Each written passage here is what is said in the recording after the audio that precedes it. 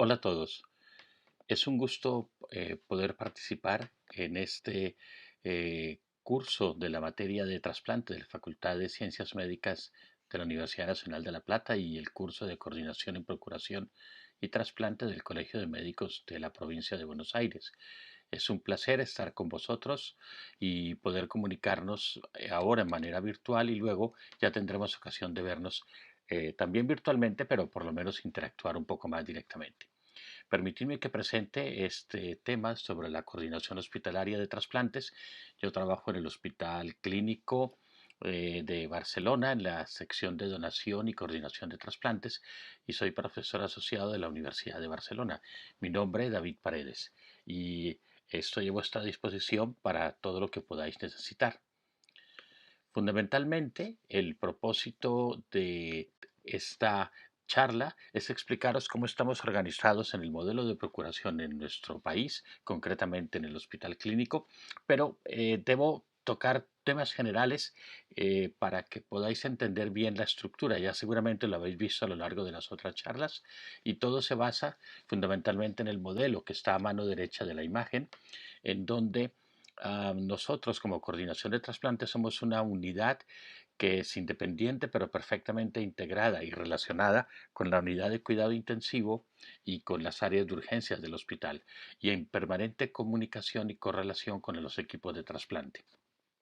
Este modelo organizativo nos permite desarrollar una actividad de detección activa y temprana de los donantes que veréis luego y a diferencia de otras regiones donde están las unidades de cuidado intensivo y los equipos de trasplantes muy independientes que vienen personas de unas unidades externas, pues es más difícil generar la interacción con las unidades generadoras de donantes.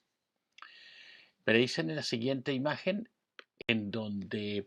ah, en España hay a unos 185 hospitales autorizados para donación y 45 hospitales autorizados para trasplantes. Esto da la idea de una red de hospitales grandes como el nuestro, que es trasplantador, generador de donantes y procurador, y otros hospitales que son meramente trasplantadores. Esta red de hospitales necesita que haya unidades de coordinación de trasplantes que estén perfectamente acreditadas en cada uno de esos hospitales para ser autorizados como donantes. Estas unidades de coordinación de trasplantes pues son más o menos equivalentes en número a los centros que están autorizados para donación y están compuestas fundamentalmente por equipo médico y equipo de enfermería, lo que significa que si hay un promedio de 4 o 5 personas dedicadas al área de donación en cada hospital, vendríamos a ser cerca de unas 500 a 800 personas en todo el país dedicadas al área de coordinación de trasplantes. ¿Y qué tipo de composición forman esos equipos? Son fundamentalmente equipos médicos y de enfermería, que como veis en esta imagen, esos equipos médicos y de enfermería han tenido una evolución a lo largo de los años en que inicialmente eran, como muestra el color rojo en la figura a mano izquierda, fundamentalmente equipos de nefrología que necesitaban y tenían el interés por facilitar la generación de donantes y gente de intensivos y veis cómo a lo largo de los años prácticamente la gran mayoría de los equipos que trabajan en coordinación de trasplantes son equipos de intensivos o de anestesiología, compuestos por equipos médicos o de enfermerías, equipos médicos un 63% y enfermería un 37%, una gran diferencia también con otros países. En nuestro hospital tenemos un grupo que ya lo veremos más adelante, pero es importantísimo y solo permitidme que haga una observación, durante el COVID fue fundamental el papel y el rol de los equipos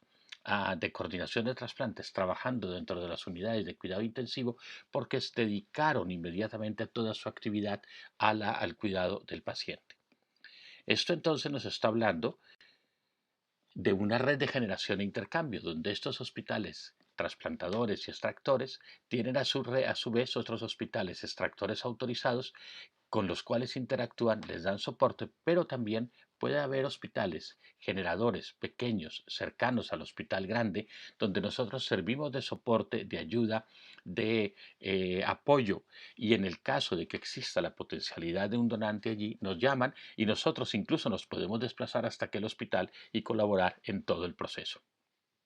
Toda esta red se repite a lo largo del estado y nos permite generar una actividad continua de generación e intercambio de donantes y de órganos. En nuestro hospital, el hospital está en el centro de la ciudad, tenemos cerca de 799 camas de hospitalización que varían según las actividades y los momentos del año. Con 48 camas de unidades de cuidado intensivo, hay 5 boxes de emergencia en el box de paros y veis cómo las unidades tienen distribución a lo largo de distintas áreas del hospital, como área de cuidado intensivo posquirúrgico, área de vigilancia intensiva más de medicina interna, de vigilancia respiratoria, de vigilancia poshepática, de cirugía cardiovascular, coronaria y el box de paros. Toda esta estructura en un área grande del hospital pues sirve no solo a la gente que vive alrededor del hospital, sino también es un centro terciario universitario de referencia. El hospital, en la unidad, la sección de coordinación de trasplantes, está compuesta por un jefe de la sección que trabaja medio tiempo como anestesiólogo dentro del hospital y el resto del medio tiempo de su jornada como coordinador de trasplantes, lo que nos permite una perfecta interacción e integración con las unidades que tienen potencialidad de generación. En nuestro centro, los anestesiólogos son quienes fundamentalmente se encargan de las áreas de cuidado intensivo y hay intensivistas solamente en una de las áreas de cuidado intensivo. Otros hospitales son diferentes, pero además, junto con el jefe de sección, existimos varios staff responsables que somos equipo médico y nos encargamos. Somos 4 médicos más, unos dedicados al área del donante muerte encefálica y donante vivo, otros más a la gente, al donante en las historias, sea controlado o no controlado, y otra persona más dedicada fundamentalmente al área de tejidos. Y actuamos o interactuamos con estos centros que os decía que son nuestros centros de referencia externa y nuestros centros colaboradores con los que mantenemos continua relación. El personal de enfermería hace parte del área permanente del hospital, hay siempre una persona de enfermería 24 horas en el hospital y nosotros como equipos médicos tenemos un horario laboral de 8 horas que en la tarde estamos de guardia de localización y que nos desplazamos al hospital en caso de ser necesario. Todo esto ha permitido que hayamos desarrollado un programa multidisciplinar en el cual el equipo de coordinación de trasplantes es como un ente de coordinación, de equilibrio, de juego entre todos los equipos de trasplante. Tenemos área de trasplante de hígado, trasplante de riñón, trasplante de páncreas y trasplante de corazón. Y para lograrlo interactuamos en forma continua con el equipo de médico de las unidades de cuidado intensivo, anestesiología, los equipos de enfermería, tanto de las unidades de cuidado intensivo y del área quirúrgica, como con los equipos del área de urgencias y los equipos de emergencia extrahospitalaria que nos atraen y nos hacen los traslados al hospital, y con la Organización Catalana de Trasplantes y la Organización Nacional de Trasplantes y con otros hospitales trasplantadores a través de estas unidades de la OCAT y la ONT. Y de base tenemos el soporte de toda una gran cantidad de servicios del hospital que nos brindan todo lo que necesitamos para una adecuada valoración de los donantes y una respuesta rápida como es el laboratorio de urgencias, microbiología, área de infecciosas, inmunología, oncología y anatomía patológica. Pero cuando nos preguntamos cómo se llega al final de la vida, siempre tenemos que recordar que ese momento del final de la vida sucede desde el momento en que el paciente en situación grave catastrófica está siendo trasladado al hospital, desde el domicilio o desde la calle, y bien por un mecanismo, sea de patología cerebral grave o patología cardíaca grave, puede llegar a un diagnóstico de muerte por criterios cerebrales o muerte por criterios circulatorios, tal como os ha venido explicando en sesiones anteriores. Pero también existe la posibilidad de llegar a una situación de fallecimiento por criterio circulatorio cuando se ha planteado frente a un pronóstico grave sin recuperación en cuidado intensivo una decisión de limitación del esfuerzo terapéutico o algo que ha iniciado aquí en España recientemente desde el año 21, que es el proceso de ayuda a morir o programa de regulación de la eutanasia, en donde después de la limitación del esfuerzo, no es esfuerzo vital, porque ya no es una persona en cuidado intensivo, sino que es una persona que ha solicitado la ayuda para morir y después de una valoración cuidadosa de una unidad de garantía por su médico responsable y un profesional que, experto en el área que tiene este paciente, lo valoran y cuando se decide que se lleve adelante este proceso, pues se puede siempre preguntar la posibilidad de donación. Ya ha habido en España, hasta en lo que llevamos de este año, 26 casos, desde finales del año 21 hasta ahora, 26 casos de procedimiento de ayuda a morir integrados con donación después de parada circulatoria. Esta diferenciación entre la donación bajo criterios circulatorios o diferenciación de donante bajo criterios de muerte encefálica viene hablándose desde el año 2011 y es muy importante que la integremos en nuestro lenguaje para que todos tengamos la misma forma de comunicarnos, haya armonización y podamos utilizar los mismos términos. Posible donante es toda aquella persona en situación catastrófica y grave, sea de origen cerebral o cardíaco, que tiene una cierta potencialidad de morir. Y ya se hablará de donante potencial cuando ya la persona está en una condición que llena los criterios de muerte cerebral o una persona en quien se plantea la limitación, como en el tipo controlado de parada circulatoria, o ya no hay actividad respiratoria y circulatoria y se plantea la opción del donante en parada circulatoria no controlada. A partir de allí son los donantes elegibles según si tiene o no contraindicaciones, luego cuando va a quirófano y luego cuando se trasplantan los órganos se hablaría de donante utilizado. Esta es importante, esta nomenclatura, porque nos facilita la comunicación. Pero esto lo queremos integrar a lo que ya habíamos dicho antes, al planteamiento de la opción de donación. Nuestro planteamiento de la opción de donación ha cambiado a lo largo de los últimos años. No es solamente en el punto final del proceso del fallecimiento de la persona o del final de vida cuando nosotros participamos. Nosotros estamos participando cada vez más desde una etapa temprana. Fijaos cómo aparece en la gráfica en la parte superior en color amarillo el concepto de familia. El abordaje y la protección a la familia inicia desde muy temprano cuando el paciente ingresa al hospital desde el domicilio a través de urgencias y cuando llega con esa patología, sea cerebral o cardíaca grave, se puede plantear a la familia incluso lo que veremos ahora que es el cuidado intensivo orientado a la donación. Y estamos en todo el proceso de acompañamiento de la evolución de la enfermedad en conjunto con los equipos de cuidado intensivo y de urgencias en donde el paciente está siendo manejado y no interferimos en su tratamiento, pero vamos permanentemente haciendo un seguimiento de común acuerdo con los equipos de cuidado intensivo. Es por eso que quiero explicaros muy brevemente estas imágenes que iré pasando rápidamente, fruto de un estudio a nivel de la Unión Europea que se hizo a finales de los años, entre los años 14 y 16, y que permitió describir dónde era que se producía el fallecimiento y dónde había pérdidas de potenciales donantes. Y como veis en esta figura,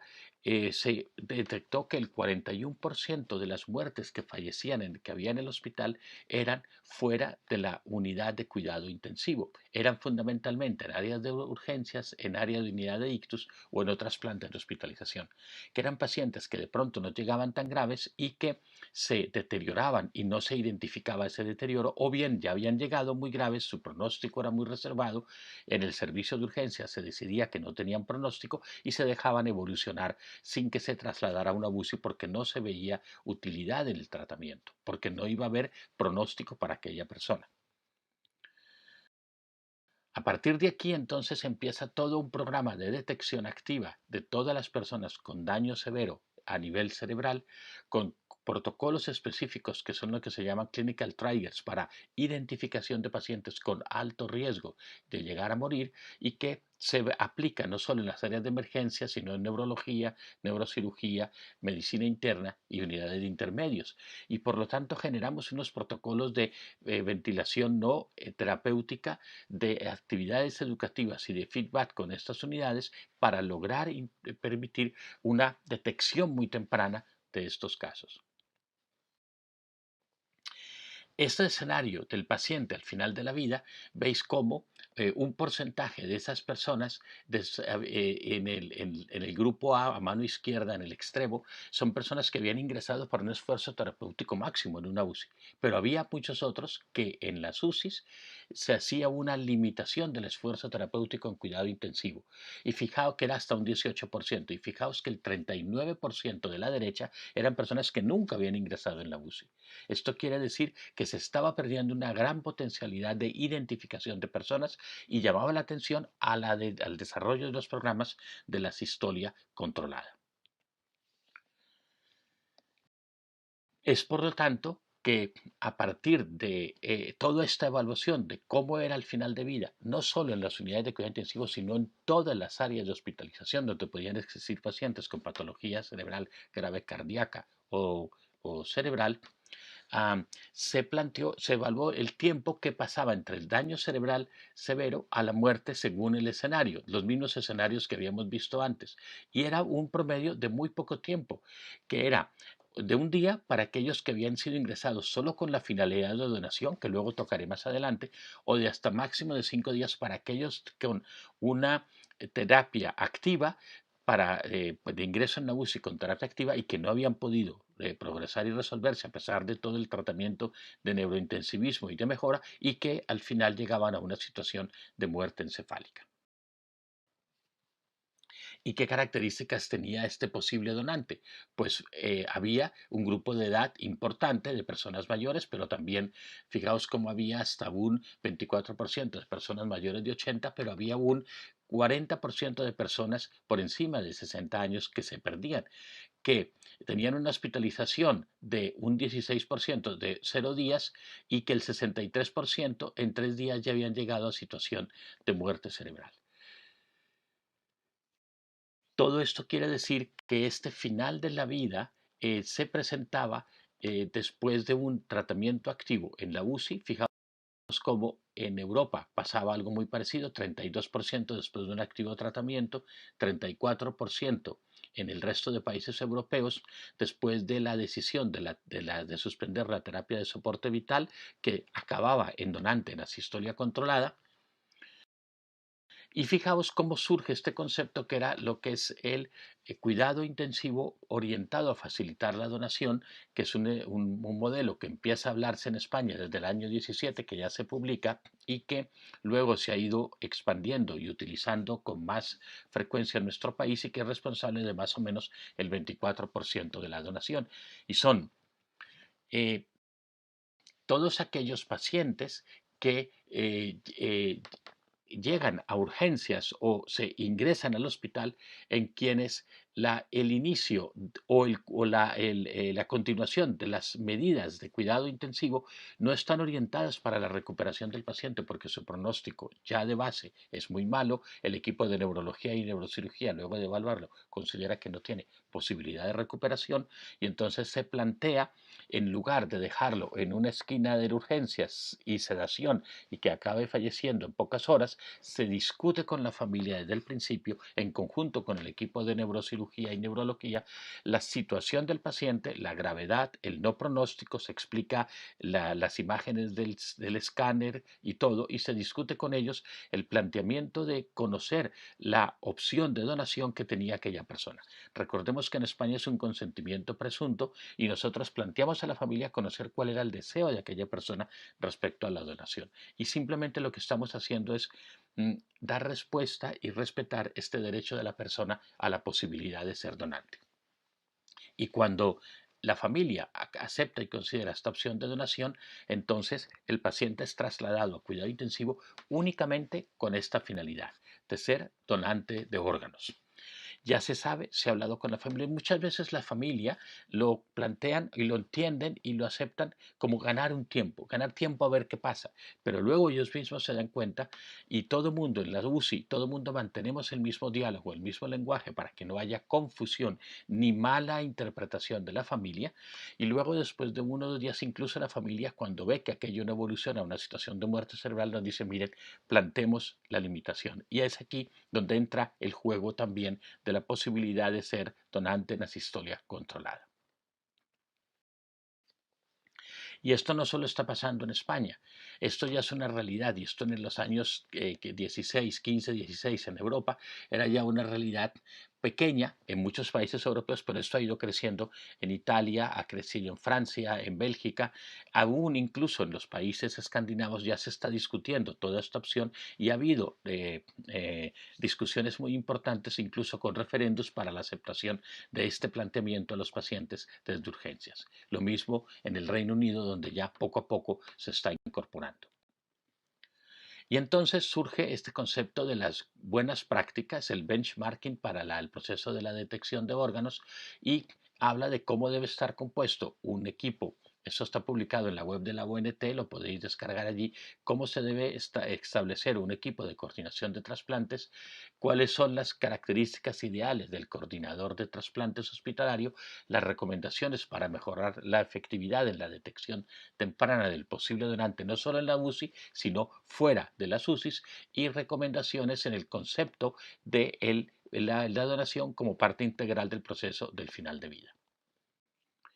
Ahora voy a pasar muy rápido en los dos tipos de procesos de la muerte cerebral y del donante en asistolia y veréis cómo la etapa del proceso de muerte encefálica ya os la han explicado. Yo solo quiero que recordéis que esto tiene desde el momento en que se hace la sospecha del diagnóstico clínico hasta que se plantea con la familia, se conversa, se conoce la voluntad del fallecido, se acepta y se inicia todo el proceso, pueden ser 6, 8, 10 horas hasta que vamos a la extracción y luego la perfusión de los órganos y posterior trasplante.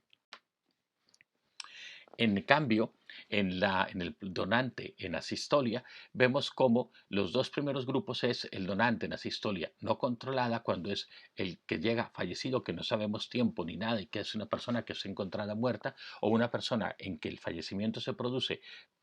bajo testigos y que esa persona se hace una resucitación que es infructuosa y después de un tiempo suficiente es trasladado de recuperación y de que no hay respuesta, se traslada a nuestro centro donde se plantea la opción de donación. O bien la no controlada, que es lo que ya mencionaba antes, el tipo 3, que es aquella persona que está a la espera de un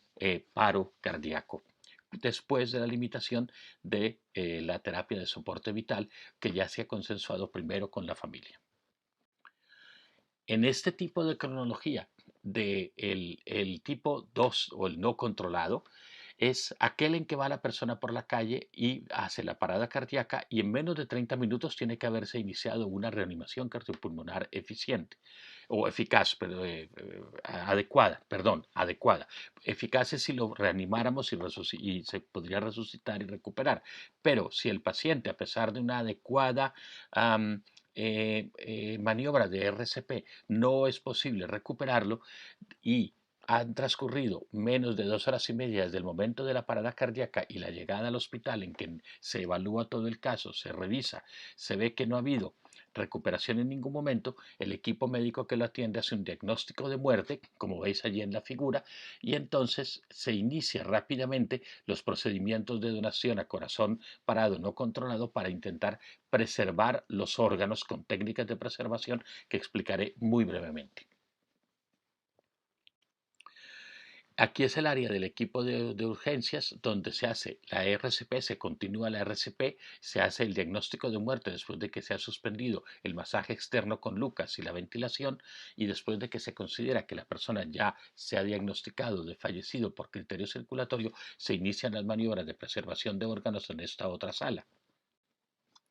Aquí veis unas imágenes en una camilla en la que trasladamos al paciente, el paciente que llega del área de urgencias con ese Lucas que hace todo el masaje cardíaco, que no ha respondido. Cuando se declara el fallecimiento por criterio circulatorio, entonces el equipo de cirugía viene y hace la canulación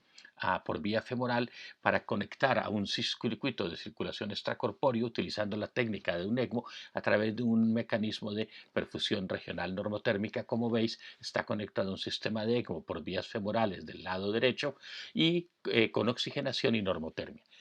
Y por el lado opuesto, el lado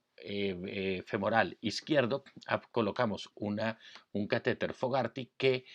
se eleva por encima del diafragma, ocluyendo el flujo de sangre con recirculación normotérmica hacia lo que es corazón y hacia lo que es cerebro, porque ya lleva esta persona 2 horas y media después de parada cardíaca sin respuesta. Y lo que hacemos es solamente limitar la perfusión regional normotérmica a la zona abdominal para intentar recuperar hígado y riñones.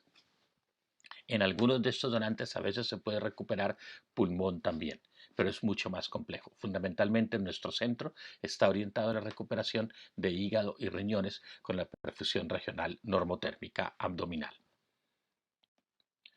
Y en la limitación del tratamiento de soporte vital, que es el que se da en la UCI, que es la donación en asistolia controlada,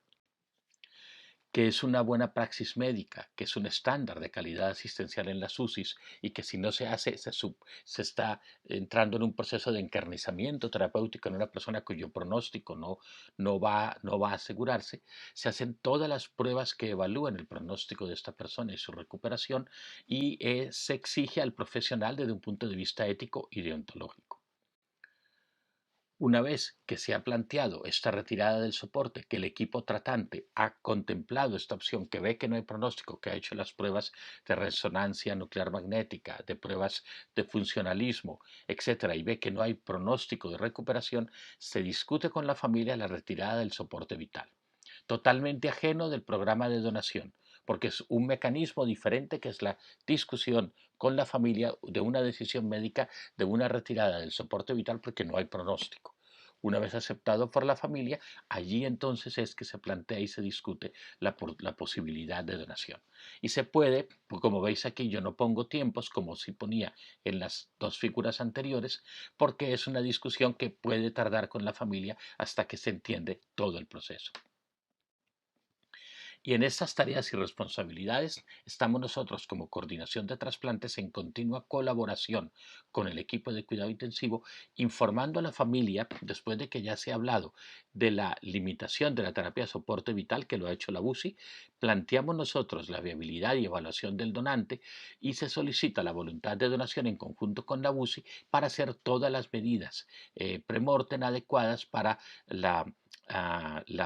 preservación de los órganos, que es aplicar el mismo concepto de la perfusión regional normotérmica a recuperación abdominal, intentando recuperar, en este caso, hígado, riñones, páncreas y, en algunos casos, en la parte abdominal, pulmones, incluso también se ha hecho recuperación cardíaca. Como veis, cada una de las áreas tiene muy establecidas cuáles son cada una de sus tareas. Y estas medidas premortem que en nuestro centro se ha permitido es la canulación femoral, como está descrito allí en estas imágenes, muy parecido a lo que habíamos visto antes. Aquí no hay lucas ni nada de esto, porque es, recordad, una sistolia controlada en que lo que hago es una limitación. Yo dejo colocadas las cánulas, todo preparado. Veis que sobre el lado derecho está perfectamente canulado, que están puestas las cánulas, pero no hay flujo. Hemos puesto heparina. Del otro lado está el Fogarty, no está inflado. Luego se hace la limitación de la terapia de soporte vital, no extubamos si va a haber extracción pulmonar, sino se desconecta del ventilador y se ve que una vez que se ha hecho el diagnóstico de muerte por criterio circulatorio tras 5 minutos de periodo de no tocar, no touch period, entonces se inicia el procedimiento de preservación de órganos utilizando una estrategia parecida al de la perfusión regional normotérmica, a lo que vimos en la sistolia no controlada. Sin embargo, aquí existe,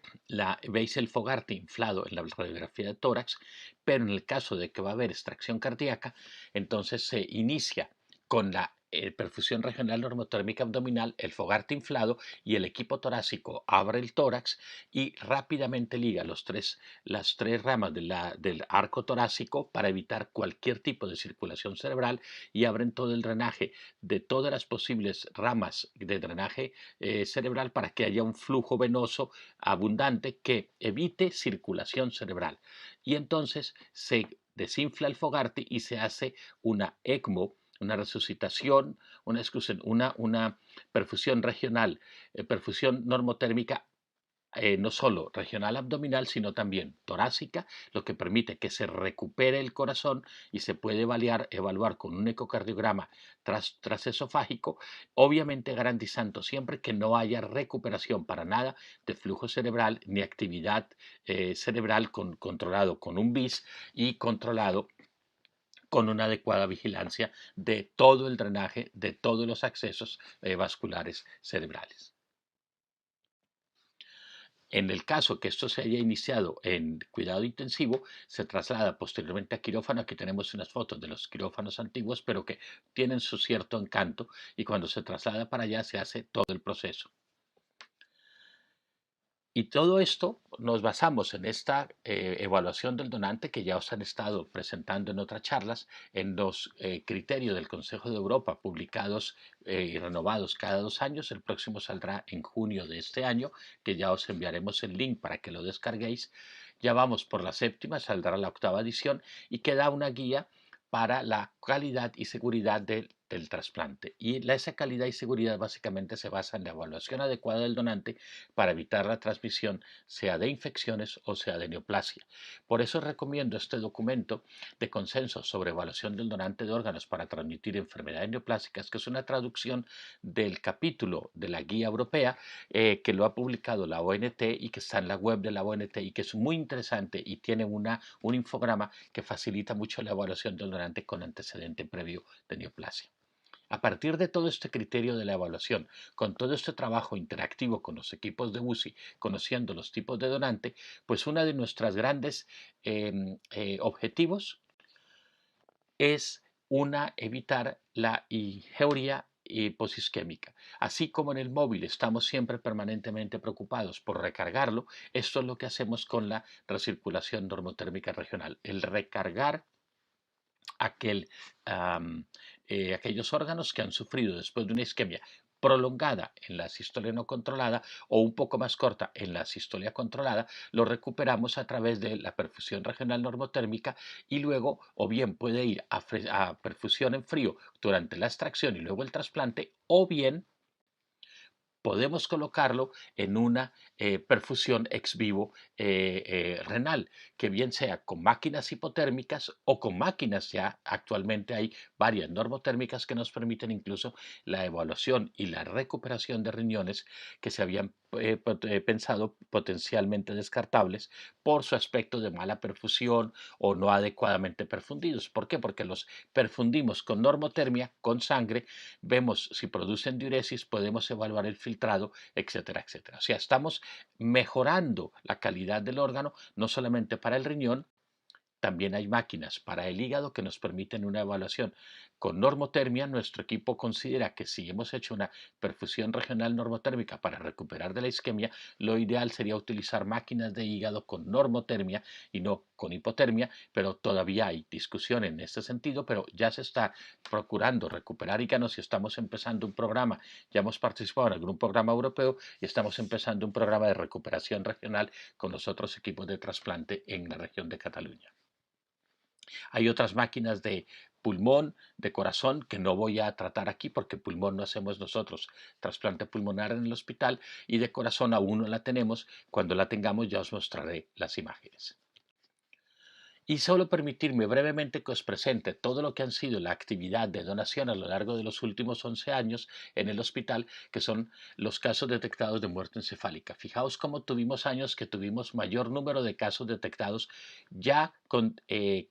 diagnóstico de muerte encefálica en nuestras UCIs. Fijaos que no son muchos casos, 30, 37, que tuvimos años de mayor actividad. En el 20 tuvimos la pandemia, pero aún a pesar de eso no hubo tan pocos casos detectados. En el 21 fue un poquito menos, pero fijaos que es que nos hemos enfrentado en los últimos años a un manejo cada vez mejor del paciente neurológico, a un tratamiento más adecuado con el acceso endovascular, con la trombolisis, etcétera, lo cual ha hecho que la incidencia de muerte encefálica se haya reducido, y por eso hemos tenido que llegar a un abordaje y ampliar el acceso a las unidades de cuidado intensivo, a urgencias, ictus y otra parte, para descubrir el paciente que no fallecía en la UCI y plantear la donación en asistolia controlada. Y veis cómo las imágenes de nuestros donantes, de todos aquellos que tuvimos en muerte encefálica, recordáis que había aproximadamente unos 32 casos. Fijaos cómo en el año 20, de esos 30 casos detectados de muerte encefálica, solo 12 fueron donantes en muerte encefálica, es el color marrón inferior, en nuestra casa, y en el año 21 solamente 7, porque tuvimos un tiempo con unas circunstancias especiales de negativa familiar,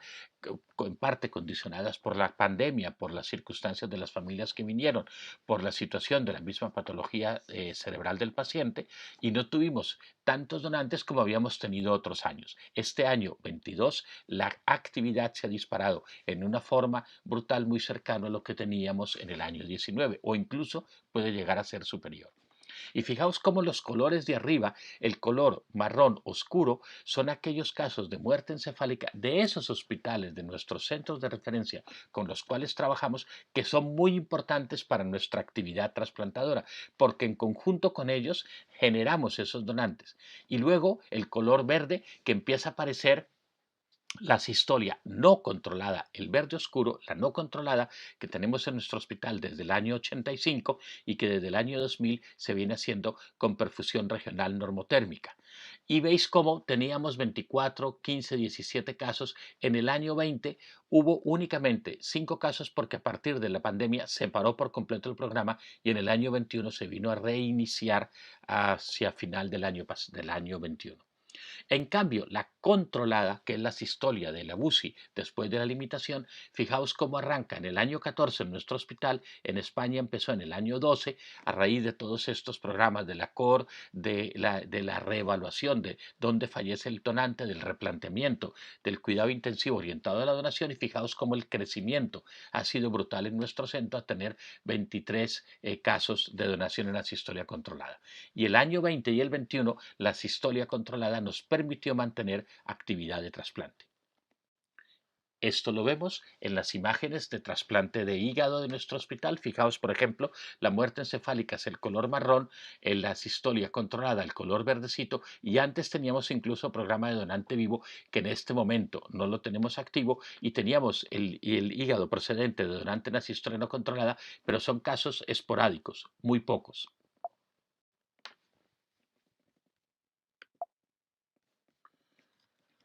Luego, el trasplante cardíaco, que como veis, hemos tenido la fundamentalmente donantes generados propios dentro de la casa, muy poquitos, 2, 1, 3, los de color rojo. Los otros son de los hospitales generadores con los cuales trabajamos, pero la mayoría son extraídos por el equipo de extracción común cardíaca a nivel de Cataluña, y son traídos a nuestro centro, y vamos a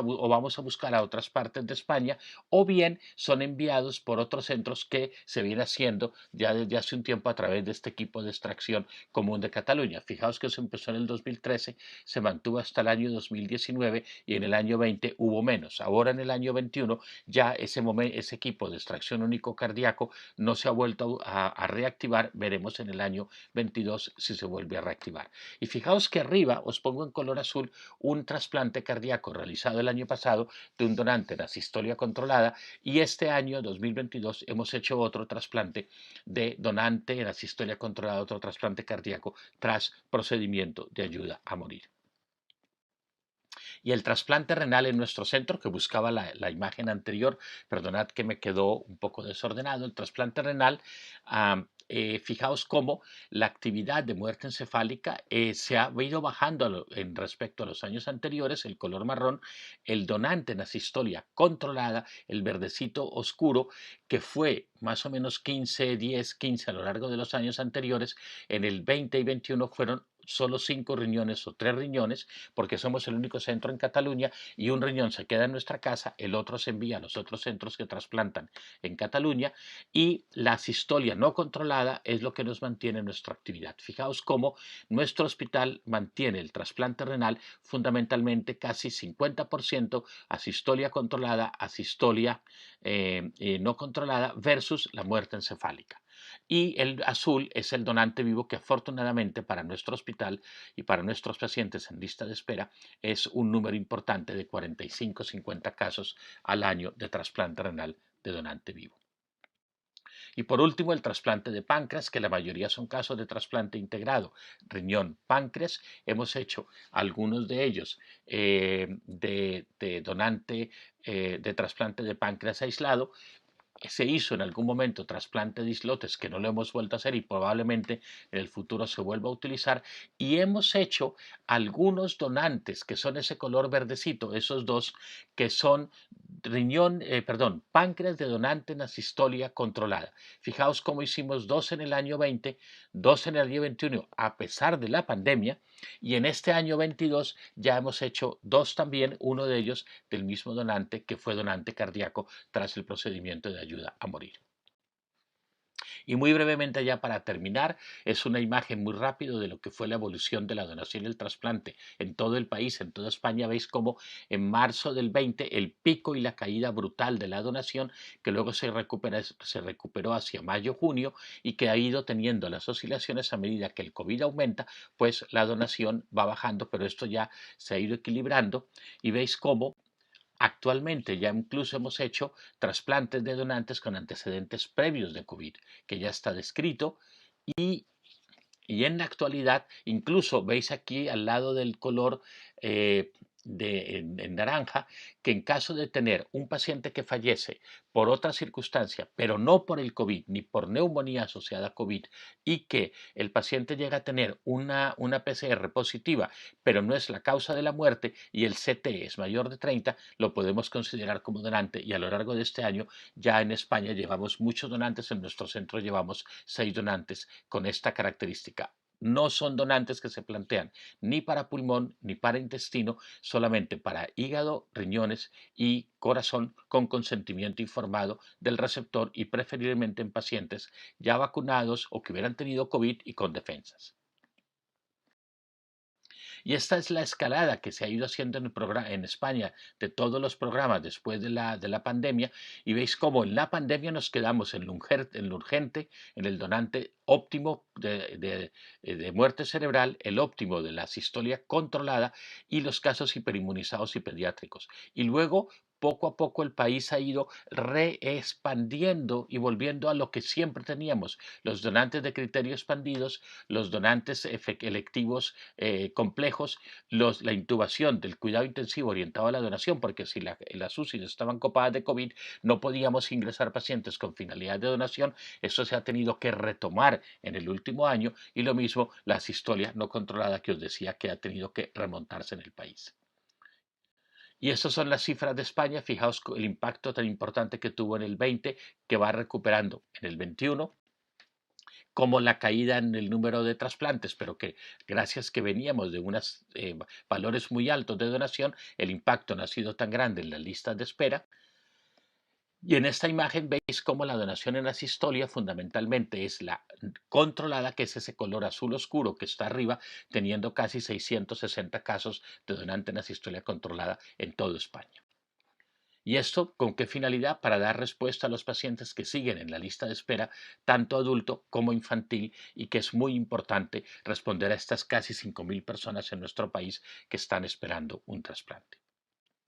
Y ya para terminar, excusadme si me ha aplazado 2 minutos del tiempo reglamentario. Os quiero dar las gracias en nombre de todo el equipo. Aquí estamos con la mascarilla reglamentaria, y siempre me gusta mostrar estas imágenes de de los castellers, de las torres humanas aquí en Cataluña, porque es el fiel reflejo de todo lo que es la donación y el trasplante, un trabajo multidisciplinar integrado de mucha gente, siempre colorido, siempre con riesgos, pero siempre buscando el mayor beneficio y seguridad en el trasplante. Y el cuidado a las familias de los donantes, el cuidado y el respeto al donante, y todo manteniendo nuestro trabajo siempre con seguridad, eficacia y seguridad. Muchísimas gracias por vuestra atención. Ahí está mi correo. Nos veremos en las charlas de discusión, y pues espero que sea provechosa esta conversación. Muchísimas gracias. Adiós.